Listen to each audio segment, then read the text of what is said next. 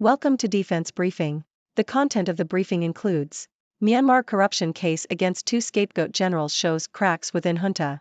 Sunak's fight for survival steers UK toward another cliff edge. The world's attention is on Gaza, and Ukrainians worry war fatigue will hurt their cause. Drowning in own blood, kin of Israeli victims of Hamas still want peace. How the US strikes a delicate balance in responding to attacks on its forces by Iran-backed militias. Myanmar corruption case against two scapegoat generals shows cracks within junta. South China Morning Post.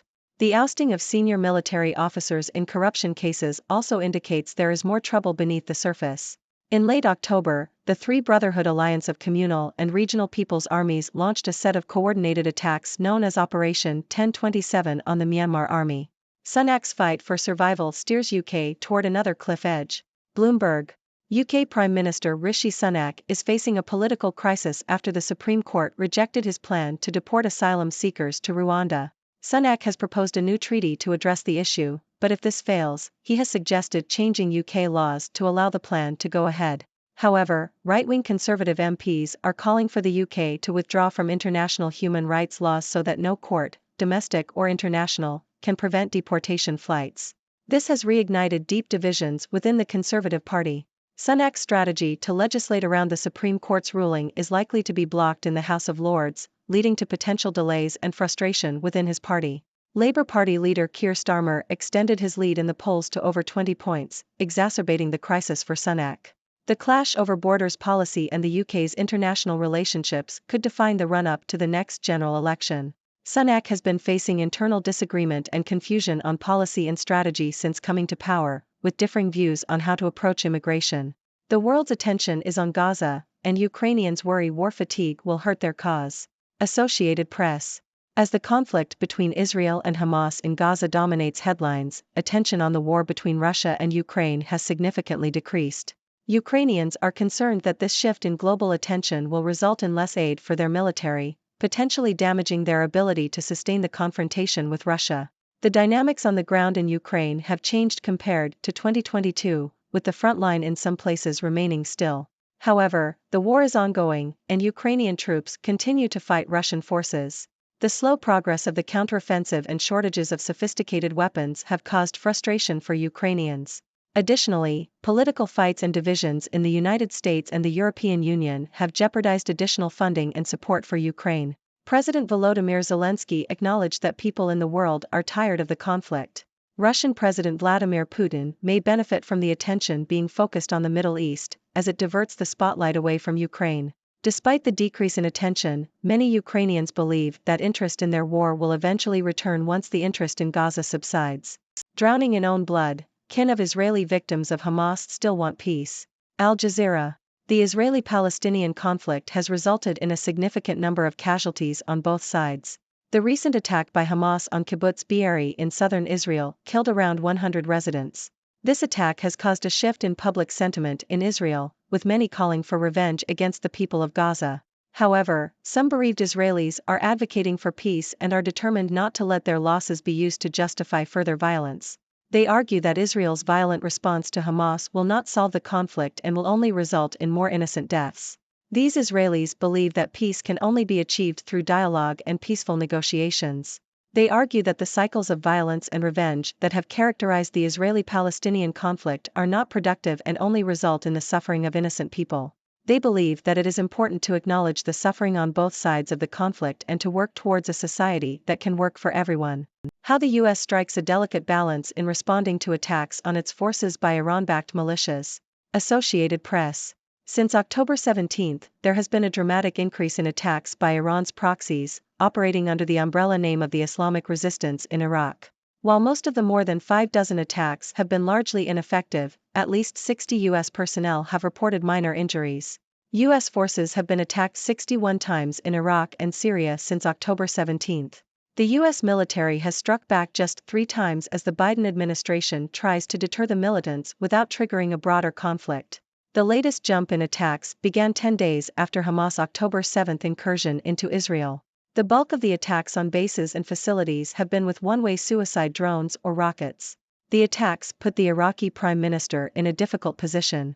While he came to power with the Iranian-backed group's support, he also wants to maintain good relations with the U.S. and has backed the ongoing presence of American troops in his country. Broncos spring for new grass field at Mile High Stadium. Yahoo! The Denver Broncos have replaced the grass at Mile High Stadium with a new surface, at a cost of nearly $250,000. The move was planned to happen during the bye week, after 6 Broncos games and the Army Air Force game were played on the prior surface. This reflects the team's commitment to providing the best possible playing conditions for their players. Marcos says South China Sea a work in progress after she talk. Bloomberg. Philippine President Ferdinand Marcos Jr. and Chinese President Xi Jinping met to discuss easing tensions in the South China Sea. Both leaders agreed that the South China Sea issue should not define their relationship, but acknowledged that problems remain and communication needs to continue. Marcos sought Xi's views on how to de-escalate the situation in the disputed sea.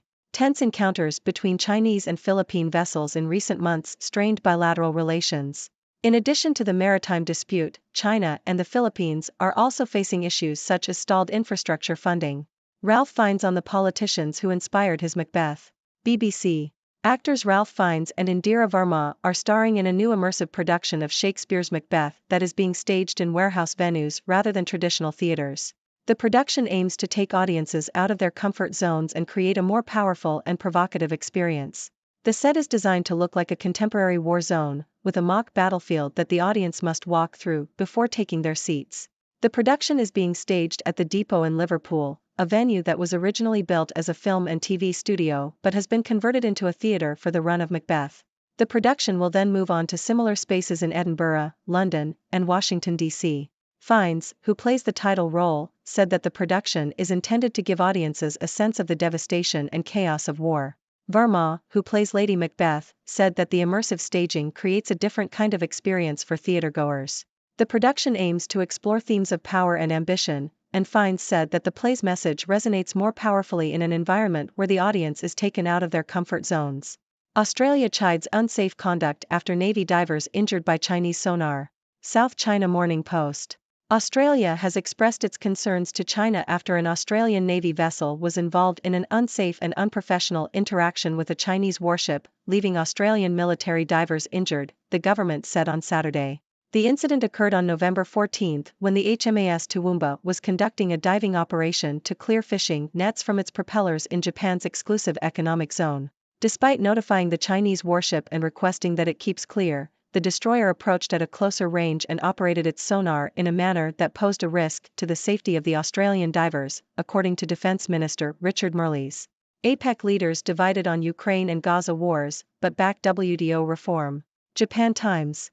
The Asia-Pacific Economic Cooperation, APEC, forum ended with divisions among its members over the wars in Ukraine and Gaza. The 21 APEC members, including Russia, Indonesia, and Malaysia, were unable to find a consensus on these issues.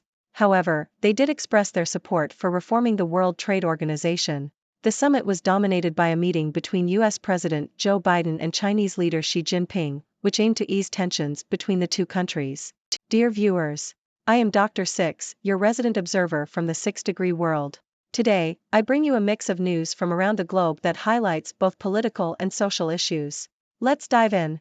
In Myanmar, the arrest of 2 scapegoat generals in corruption cases reveals deeper cracks within the junta. This development indicates that trouble is brewing beneath the surface, and we may see more significant challenges to the military regime in the future. Across the pond, UK Prime Minister Rishi Sunak finds himself in hot water as his plan to deport asylum seekers to Rwanda is rejected by the Supreme Court.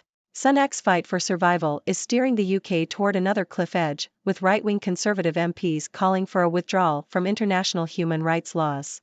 This clash over borders policy and international relationships is likely to define the run-up to the next general election. While the world's attention is fixated on Gaza, the war between Russia and Ukraine is slipping out of the spotlight. Ukrainians worry that diminished global attention will lead to less aid for their military, potentially damaging their ability to sustain the confrontation. Despite the decrease in attention, many Ukrainians believe interest in their war will eventually return once the focus on Gaza subsides. In the Israeli-Palestinian conflict, some bereaved Israelis are advocating for peace, determined not to let their losses justify further violence. They argue that peace can only be achieved through dialogue and peaceful negotiations, breaking the cycle of violence and revenge that has plagued the region for years.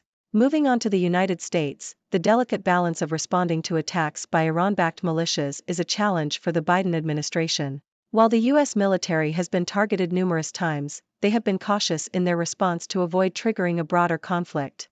The situation puts the Iraqi prime minister in a difficult position, as he wants to maintain good relations with both Iran-backed groups and the U.S. In sports news, the Denver Broncos have invested nearly $250,000 to replace the grass at Mile High Stadium, reflecting their commitment to providing the best playing conditions for their players. On a lighter note, actor Ralph Fiennes and Indira Varma are starring in an immersive production of Shakespeare's Macbeth, aiming to take audiences out of their comfort zones and create a more powerful and provocative experience. Turning our attention to international relations, Philippine President Ferdinand Marcos Jr. and Chinese President Xi Jinping met to discuss easing tensions in the South China Sea. While both leaders acknowledged that problems persist, they agreed that the South China Sea issue should not define their relationship and emphasized the importance of communication. Lastly, the Asia-Pacific Economic Cooperation (APEC) Forum ended with divisions among its members over the wars in Ukraine and Gaza. However, they did find common ground in supporting the reform of the World Trade Organization. The summit was marked by a meeting between U.S. President Joe Biden and Chinese leader Xi Jinping, aiming to ease tensions between the two countries. That wraps up our news for today. Now, let's hear from you, our esteemed viewers. What are your thoughts on these developments? Do you have any questions for me? Let the discussion begin. Dr. Six. Thank you for tuning in. The content above showcases the latest briefing reports and analytical synopses, thoughtfully curated by the 6Do team. These insights stem from a wide array of reputable media outlets, think tanks, government sources, and specialized experts worldwide. We encourage you to explore these sources for a comprehensive perspective. Keep in mind that while the content may not always align with the official standpoint of 6Do Brief, it's not meant to be taken as absolute directives for decision-making. Comprising seasoned media professionals, learned scholars, and accomplished scientists, the 6Do team embodies a trailblazing, fully independent media entity.